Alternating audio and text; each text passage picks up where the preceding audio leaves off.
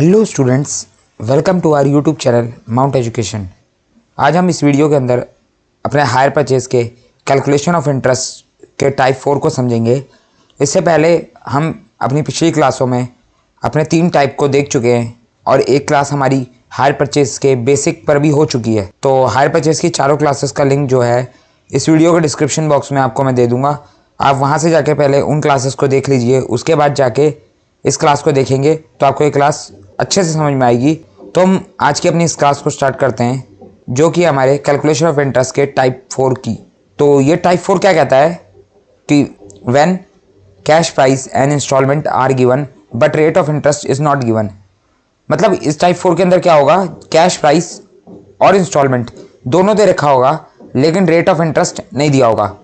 तो अब सवाल ये आता है कि रेट ऑफ इंटरेस्ट ही जब गायब कर दिया जाएगा हायर परचेज के क्वेश्चन से, तो इंटरेस्ट कैलकुलेट कैसे होगा और हायर परचेज प्राइस कैसे निकलेगा। तो ये बहुत बड़ा सवाल खड़ा हो जाएगा। तो देखते हैं हम इस टाइप के क्वेश्चन को किस तरीके से सॉल्व करते हैं। Mister A purchase a machine from B on hire purchase basis on the following terms. Mister A ने एक मशीन परचेज करी मिस्टर बी से और टर्म और कंडीशन क्या बता रखी है हायर परचेज एग्रीमेंट की। कैश प्राइस 30 लाख रुपए, cash down payment 20%, 4 annual installment यानी 4 एनुअल इंस्टॉलमेंट दे रखी हैं, यानी जो पेमेंट करनी है वो 4 एनुअल इंस्टॉलमेंट में करनी है। तो चारों ईयर की एनुअल इंस्टॉलमेंट दे रखी है। कैलकुलेट इंटरेस्ट अमाउंट कैलकुलेट करना है।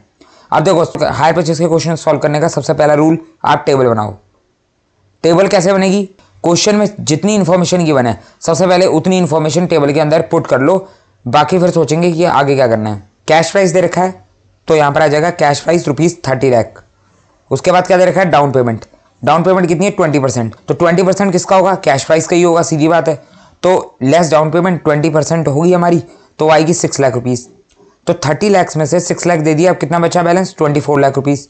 और जो 6 लाख है डाउन पेमेंट ये प्रिंसिपल कॉलम में आ जाएगी, इसके ऊपर कोई इंटरेस्ट चार्ज होता नहीं है तो इंटरेस्ट हमारा 0 हो गया और ये एज इट इज इंस्टॉलमेंट के कॉलम में लिख दी जाएगी। अब देखते हैं आगे और क्या क्या गिवन है क्वेश्चन के अंदर। अब आगे क्या दे रखा है, इंस्टॉलमेंट की अमाउंट दे रखी है, तो चारों इंस्टॉलमेंट दे रखी हैं तो हम चारों इंस्टॉलमेंट को यहाँ पर लिख देंगे इस तरीके से इंस्टॉलमेंट के कॉलम में। तो इंस्टॉलमेंट का टोटल करेंगे 36 लाख रुपीज़। और जब प्रिंसिपल कॉलम का टोटल करते हैं यानी सभी प्रिंसिपल को जब ऐड करते हैं तो हमें पता है कि इसका टोटल जो आता है वो कैश प्राइस के इक्वल होता है। तो कैश प्राइस हमें क्वेश्चन में पहले से दे रखा था 30 लाख रुपीज़, तो 30 लाख हम यहाँ पर लिख सकते हैं कि प्रिंसिपल का जब टोटल आएगा तो वो 30 लाख रुपीज़ आएगा। और हमें एक और बात पता है, टोटल इंस्टॉलमेंट और टोटल प्रिंसिपल का जो डिफरेंस होता है वो टोटल इंटरेस्ट कहलाता है। यानी 36 लाख में से जब हम 30 लाख लेस करेंगे तो हमारा 6 लाख निकल के आएगा। जो हमारा टोटल इंटरेस्ट होगा वो कितना होगा, 6 लाख रुपीज़। तो अभी तक हमारा क्या क्या हो गया, कैश प्राइस हमारा निकल के आ गया, टोटल इंटरेस्ट हमारा निकल के आ गया, और इस टोटल इंस्टॉलमेंट को हम बोलते हैं हायर परचेज प्राइस। तो हायर परचेज प्राइस हमारा कितना हो गया, 36 लाख रुपीज़। तो इतना हमारा काम हो गया। अब आगे क्या करना है, अब जो है इस 6 लाख रुपीज़ के टोटल इंटरेस्ट को डिवाइड करना है हर साल में कि पहले साल कितना इंटरेस्ट आएगा और पहले साल कितना प्रिंसिपल निकलेगा, दूसरे साल कितना इंटरेस्ट आएगा, दूसरे साल कितना प्रिंसिपल निकलेगा, तीसरे साल कितना इंटरेस्ट आएगा और तीसरे साल कितना प्रिंसिपल निकलेगा। इसी तरीके से हम चौथे साल का भी करेंगे। और एक और बात हमें पता है कि जो इंस्टॉलमेंट है ये हमेशा इंक्लूसिव ऑफ इंटरेस्ट होती है, यानी ये जो फर्स्ट इंस्टॉलमेंट है इसके अंदर फर्स्ट ईयर का इंटरेस्ट भी इंक्लूड है और फर्स्ट ईयर का प्रिंसिपल भी इंक्लूड है। इसी तरीके से जो सेकंड ईयर का इंस्टॉलमेंट है इसके अंदर सेकंड ईयर का इंटरेस्ट भी इंक्लूड है, सेकंड ईयर का प्रिंसिपल भी इंक्लूड है। इतनी बात हमें पता है। तो अब किस तरीके से इसको सॉल्व करेंगे आइए देखते हैं। नोट नीचे दे रखा है, when the rate of interest is not given, जब रेट ऑफ इंटरेस्ट नहीं दिया होता, जैसे कि हमें इस क्वेश्चन में नहीं दिया, total interest is to be distributed in the ratio of outstanding balance of HPP यानी hire purchase price at the beginning of each year. अब ये क्या बता रखा है, ये कह रहा है जब क्वेश्चन के अंदर टोटल इंटरेस्ट नहीं दे रखा होता तब जो टोटल इंटरेस्ट होता है, टोटल इंटरेस्ट कितना हमारा 6 लाख रुपीज़, ये डिस्ट्रीब्यूट किस तरीके से होगा, is to be distributed in the ratio of outstanding balance of HPP। किस रेशियो में बटेगा ये, आउटस्टैंडिंग बैलेंस ऑफ HPP के रेशियो में बटेगा।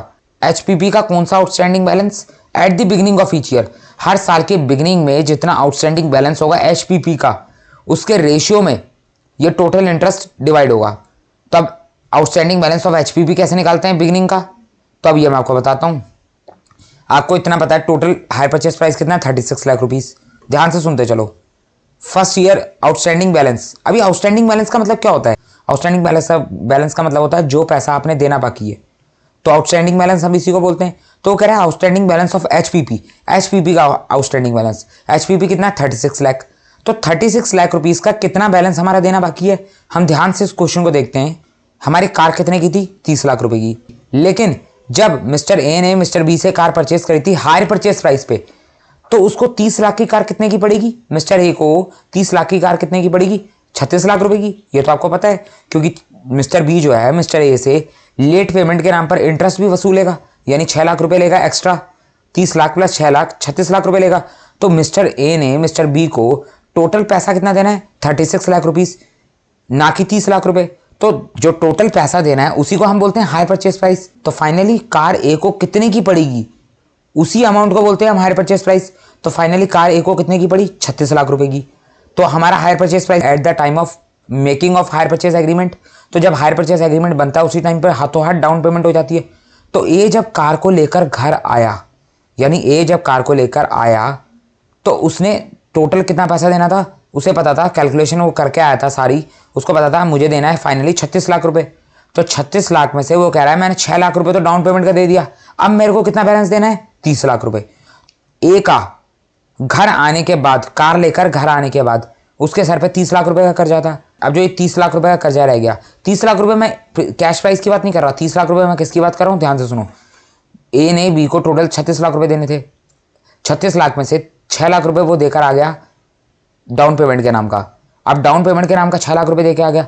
तो ए जब कार लेके घर आया तो ए क्या कहेगा, मेरे को जो है टोटल इस कार का 36 लाख रुपए चुकाना है, जिसमें से 6 लाख रुपए मैं चुका के आ गया, तो अब मुझे इस कार का कितना पैसा और देना है, 30 लाख रुपए।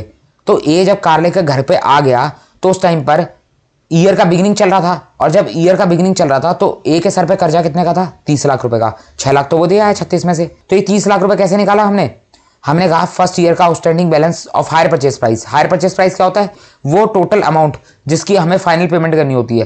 तो फाइनल पेमेंट इसमें कितने की करनी है, 36 लाख की।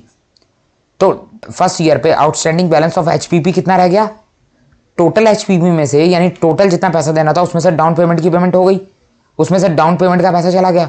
तो 36 लाख रुपए टोटल ए के सर पे कर्जा था, जिसमें से 6 लाख रुपए ए डाउन पेमेंट का हाथों हाथ दे आया। अब ए को घर आने के बाद फर्स्ट ईयर की बिगिनिंग में कितना पैसा चुकाना रह रहा है, 30 लाख रुपए। इसी को हम कहते हैं आउटस्टैंडिंग बैलेंस ऑफ एचपीपी, यानी ईयर की स्टार्टिंग में ए के सर पे कितना कर्जा रह रहा था, यानी ए ने कितना पैसा चुकाना था उस कार का। 30 लाख रुपए आ गया eight the beginning of first year. अब 30 लाख रुपए में से जब 1 साल कंप्लीट होगा तो क्या होगा, ध्यान से सुनो। जब 1 साल कंप्लीट होगा, फर्स्ट ईयर का एंड आएगा, तो ए को कितनी पेमेंट करनी है बी को, तो ए को क्या देना है, ए को फर्स्ट ईयर का प्रिंसिपल भी देना है और फर्स्ट ईयर का इंटरेस्ट भी देना है। यानी मैं कहूँ फर्स्ट ईयर का प्रिंसिपल प्लस फर्स्ट ईयर का इंटरेस्ट मिलाकर क्या होता है, फर्स्ट ईयर की इंस्टॉलमेंट। तो जब फर्स्ट ईयर का एंड होगा तो ए जो है वो बी को 8,40,000 रुपये देगा, यानी फर्स्ट ईयर की इंस्टॉलमेंट पे करेगा। इसके अंदर प्रिंसिपल और इंटरेस्ट दोनों की दोनों आ गया। तो पहले साल की स्टार्टिंग में ए के सर पे कर्जा था 30 लाख रुपए का, लेकिन पहले साल का एंड होने के बाद ए ने उस 30 लाख में से भी 8,40,000 रुपए की और पेमेंट कर दी फर्स्ट ईयर की इंस्टॉलमेंट के नाम की। तो अब ए के सर पे कितना कर्जा रह गया, जो 30 लाख में से लेस करेगा 8,40,000 रुपए, जो बैलेंस बचेगा यानी 21,60,000 रुपए। तो अब ए ने बी को कितना चुकाना है फर्स्ट ईयर के एंड के बाद, 21,60,000 रुपए। अब ये 21,60,000 रुपए किस तरह निकाला मैं आपको दिखाता हूँ। फर्स्ट ईयर की स्टार्टिंग में outstanding balance at the beginning of each year, first year की स्टार्टिंग में ए कह रहा था कि मैं 36 लाख मुझे टोटल देने हैं, जिसमें से मैं 6 लाख की डाउन पेमेंट कराया, अब मेरे सर पे 30 लाख का कर्जा है। जब फर्स्ट ईयर का एंड हुआ तो ए ने 30 लाख में से भी फर्स्ट ईयर की इंस्टॉलमेंट पे कर दी, यानी 30 लाख में से भी 8,40,000 रुपए की पेमेंट कर दी। तो अब ए कहेगा मुझे फर्स्ट ईयर की एंड कहो या सेकंड ईयर की बिगिनिंग कहो, बात एक ही होती है। आप फर्स्ट ईयर का एंड कहो या सेकंड ईयर का बिगिनिंग कहो, बात एक ही होती है, सिर्फ कहने का फर्क होता है। आप किसी चीज को 31 मार्च कहो या 1 अप्रैल कहो, 31 मार्च कहोगे तो आप कहोगे फर्स्ट ईयर का एंड हुआ, 1 अप्रैल कहोगे तो आप कहोगे सेकंड ईयर की बिगिनिंग हुई, उससे कोई फर्क तो आता नहीं है, इस बीच में कोई पैसे की पेमेंट तो हुई नहीं है। तो ए ये कह सकता है कि फर्स्ट ईयर के एंड पे मुझे अब बी को फर्स्ट इंस्टॉलमेंट देने के बाद कितना पैसा देना है, 21,60,000 रुपए। या फिर वो ये भी कह सकता है कि मुझे सेकंड ईयर की बिगिनिंग में मेरे सर पे कर्जा कितना है, मुझे बी को कितना पैसा चुकाना है, 21,60,000 रुपए। तो सेकंड ईयर की बिगिनिंग में आउटस्टैंडिंग बैलेंस ऑफ एचपीपी कितना निकला, 21,60,000 रुपए। कैसे निकालोगे, फर्स्ट ईयर की बिगिनिंग में जो आउटस्टैंडिंग बैलेंस आया है एचपीपी का 30 लाख रुपए, इसमें से लेस करोगे फर्स्ट ईयर की इंस्टॉलमेंट, 30 लाख में से लेस करोगे 8,40,000 रुपए, तो निकल के आएगा 21,60,000 रुपए। तो सेकंड ईयर की बिगिनिंग में ए ने बी को चुकाना है 21,60,000 रुपए।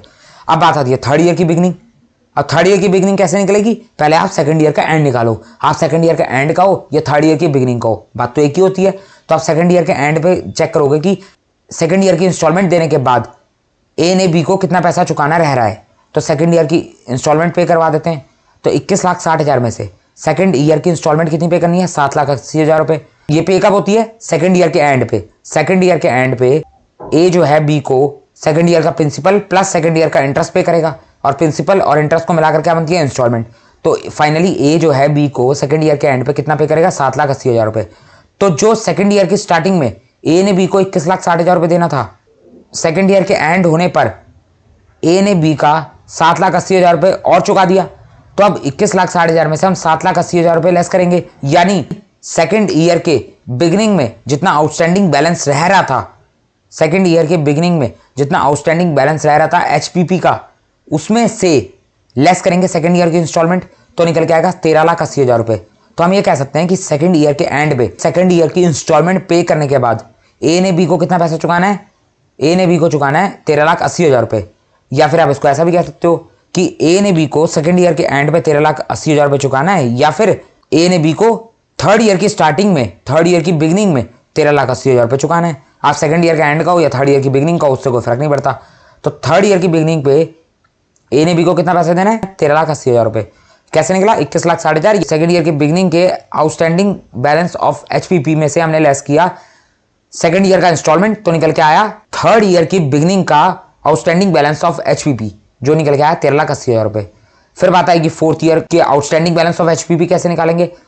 फोर्थ ईयर का आउटस्टैंडिंग बैलेंस ऑफ एचपीपी का हो या फिर थर्ड ईयर के एंड पे after payment of third instalment A ने बी को कितना पैसा चुकाना होगा, वो हम चेक कर लेते हैं। तो अभी कितना चुकाना है? 13,80,000 रुपए। तो थर्ड ईयर की बिगिनिंग तक कितना पैसा देना था? 13,80,000 रुपए। जब थर्ड ईयर का एंड आएगा, थर्ड ईयर के एंड पे ए बी को थर्ड ईयर की इंस्टॉलमेंट देगा। जब ए बी को थर्ड ईयर की इंस्टॉलमेंट दे देगा तो 13,80,000 में से 7,20,000 और दे दिए, 7,20,000 और दे दिए। तो अब ए ने बी का कितना पैसा देना बाकी रह रहा है? 13,80,000 में से हम 7,20,000 लेस कर लेंगे। तो 13,80 में से 7,20 लेस करा तो कितना निकल के आया? 6,60,000। तो अब थर्ड ईयर के एंड पे after payment of third instalment A ने बी को कितना पैसा देना है? 6,60,000 रुपए। तो 6,60,000 रुपए थर्ड ईयर के एंड पे after payment of third instalment A ने बी को देना है। या फिर आप इसको ऐसे कहो, फोर्थ ईयर की स्टार्टिंग में ए ने बी को कितना पैसा देना है? 6,60,000 रुपए। तो हमारा निकल के आ गया फोर्थ ईयर की बिगिनिंग का आउटस्टैंडिंग बैलेंस ऑफ एचपीपी 6,60,000 रुपए। तो ये हम इस तरीके से निकालते हैं। अगर आपको कोई डाउट है तो आप एक काम करना, वीडियो को रिवाइंड करके दोबारा देख लेना, आपको समझ में आ जाएगा। मैंने यहाँ अच्छे से एक्सप्लेन कर दिया है। बाकी फिर भी छोटा मोटा कोई डाउट रह जाए तो आप कमेंट सेक्शन में कमेंट कर देना, उसका आपको रिप्लाई मिल जाएगा। तो हमने क्या निकाला? हमने फर्स्ट ईयर की बिगिनिंग में चेक किया कि ए ने बी का कितना पैसा देना बाकी रह रहा था। सेकंड ईयर की बिगिनिंग में ए ने बी का कितना पैसा देना था, थर्ड ईयर की बिगिनिंग में कितना देना था, और फोर्थ ईयर की बिगिनिंग में कितना देना था। यहाँ मामला एंड का नहीं है, यहाँ मामला बिगिनिंग का है। तो इसी को आप रेशियो बना लो। एक काम करो, इनका रेशियो कैसे बनेगा? यहाँ पर सभी में 4-4 जीरो है, तो आप इस 4-4 जीरो को काट दो, इग्नोर कर दो। तो बचा कितना? 300, 216, 138 और 66। तो आप कह सकते हो इनका रेशियो कितना बना? फर्स्ट ईयर का 300, सेकंड ईयर का 216, थर्ड ईयर का 138 और फोर्थ ईयर का 66। जो 4 जीरो थे वो हमने इग्नोर कर दिए या काट दिया, आप जो मर्जी कह लो। तो रेशियो बना of outstanding balance of HPP 300, 216, 138 और 66। तो ये रेशियो बन गया। अब इस रेशियो में हमें इस टोटल इंटरेस्ट को यानी इस 6 लाख रुपए को डिवाइड कर देना है। अब ये कैसे डिवाइड होगा? रेशियोज में डिवाइड करना सबको आना चाहिए, लेकिन फिर भी अगर किसी को नहीं आता तो मैं बता देता हूँ। सबसे पहले इन रेशियो का टोटल करो, यानी इन रेशियो का सम करो। 300 प्लस 216 प्लस 138 प्लस 66 कितना निकल के आएगा? 720। तो अब क्या करो? फर्स्ट ईयर का इंटरेस्ट निकालना है हमें। तो फर्स्ट ईयर का इंटरेस्ट कैसे निकलेगा? टोटल इंटरेस्ट कितना है? 6 लाख रुपए। मल्टीप्लाई करो, इसमें फर्स्ट ईयर का ही निकालना है ना, तो फर्स्ट ईयर का रेशियो कितना है? 300। डिवाइड करो इन सबका टोटल कितना है? 720। तो निकल के आ जाएगा फर्स्ट ईयर का इंटरेस्ट 2,50,000। हम कर क्या रही है?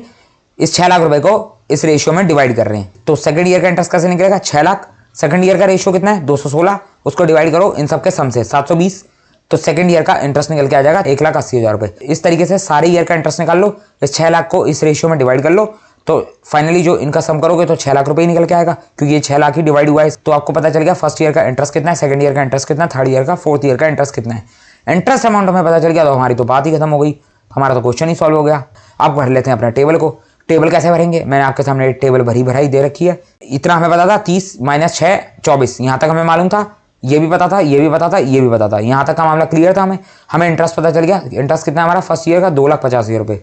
फर्स्ट ईयर का इंटरेस्ट 2,85,000 रुपये लिखो। हमें पता है इस इंस्टॉलमेंट के अंदर इंटरेस्ट इंक्लूड है और प्रिंसिपल भी इंक्लूड है। इंस्टॉलमेंट में से इंटरेस्ट का अमाउंट हमें पता चल गया 250, तो 840 में से 250 लेस करो, निकल के आएगा 590, तो 5,90,000 निकल के आ गया हमारा फर्स्ट ईयर का प्रिंसिपल। कैसे निकला? 8,40,000 लेस 2,50,000 निकला 5,90,000। फर्स्ट ईयर का प्रिंसिपल हो गया। फर्स्ट ईयर के प्रिंसिपल को यहाँ पे भी लिख दो, तो लेस करोगे निकल के आएगा 18,10,000 रुपये। जिसने पिछली वीडियोस नहीं देखी हैं उनको समझ में नहीं आने वाला, जिसने देखी हैं उन्हीं को समझ में आएगा। अब आ जाओ सेकंड ईयर पे। सेकंड ईयर का इंटरेस्ट कितना है? 1,80,000, तो सेकंड ईयर का इंटरेस्ट लिख लो 1,80,000। 780 में से फिर वही 180 लेस करो, निकल के आएगा 6 लाख। तो प्रिंसिपल अमाउंट आ गया सेकंड ईयर का 6 लाख। 6 लाख को यहाँ पे लिखो, इसमें से लेस करो, निकलेगा 12,10,000। फिर वही थर्ड ईयर पे आओ। थर्ड ईयर में क्या करना है? 1,15,000 इंटरेस्ट अमाउंट है थर्ड ईयर का, 1,15,000 यहाँ पर लिखो, 720 में से 1,15,000 लेस करो, निकल के आएगा 6,05,000। तो 6,05,000 जो है ये हमारा थर्ड ईयर का प्रिंसिपल है। इसको यहाँ पर लिखोगे, 12,10,000 में से 6,5 लेस करोगे, 6,05,000 ही निकल के आएगा। फाइनली हमें 6,05,000 रुपये देना है, तो अब इंटरेस्ट की अमाउंट देखने की जरूरत नहीं है, ये ऐसे भी निकल जाएगा। 6,5 का हमारा प्रिंसिपल है, 6,60 हमारा इंस्टॉलमेंट है, तो बैलेंस कितना बचा? दोनों का डिफरेंस 55,000। या फिर आप यहाँ से देख सकते हो, निकल के तो आएगा ही 55,000। आप क्रॉस चेक कर लेना इसको कि हमारा क्वेश्चन सही है कि नहीं है। तो 55,000 हमारा निकल के आ गया। अब टोटल इंटरेस्ट का सम कर लो, 6 लाख रुपए ही निकल के आएगा। टोटल प्रिंसिपल का सम कर लो, कैश प्राइस ही निकल के आएगा 30 लाख रुपए। हमारा क्वेश्चन सॉल्व हो गया, टाइप 4 हमारा खत्म। तो क्लियर हो गया होगा आपको।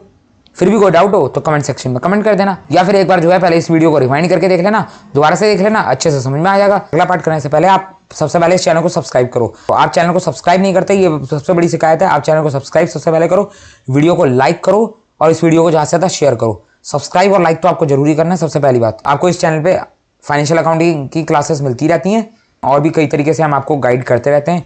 तो आप सबसे पहले हमारे चैनल को सब्सक्राइब करो, वीडियो को लाइक करो, उसके बाद हम आगे बात करेंगे। तो हमें टाइप 5 देखना है। टाइप 5 हमारा क्या है? When both cash price and rate of interest are not given, मतलब जब हमें कैश प्राइस भी नहीं दे रखा होगा, रेट ऑफ इंटरेस्ट भी नहीं दे रखा होगा। चौथे टाइप में तो हमारे साथ क्या हुआ? हमें सिर्फ रेट ऑफ इंटरेस्ट नहीं पता था, हमें कैश प्राइस पता था। यहाँ तो और ही अलग कहानी है, हमें कैश प्राइस भी नहीं पता, रेट ऑफ इंटरेस्ट भी नहीं पता। अब इस क्वेश्चन को कैसे सॉल्व करेंगे? ये हमारा 5वां और आखिरी टाइप है। तो आप एक काम करते हैं, इसको अगली क्लास में देखते हैं। तो आपने अभी तक इस हायर परचेज की अगर पिछली वीडियो नहीं देखी है तो आप इस वीडियो के डिस्क्रिप्शन बॉक्स में जाओ, और डिस्क्रिप्शन बॉक्स में जाने के बाद आपको हायर परचेज की वीडियो की प्लेलिस्ट का लिंक मिलेगा, उस पर जाकर हायर परचेज की पिछली वीडियोस देख सकते हैं। उसके बाद आपको ये क्लास जो है अच्छे से समझ में आएगी।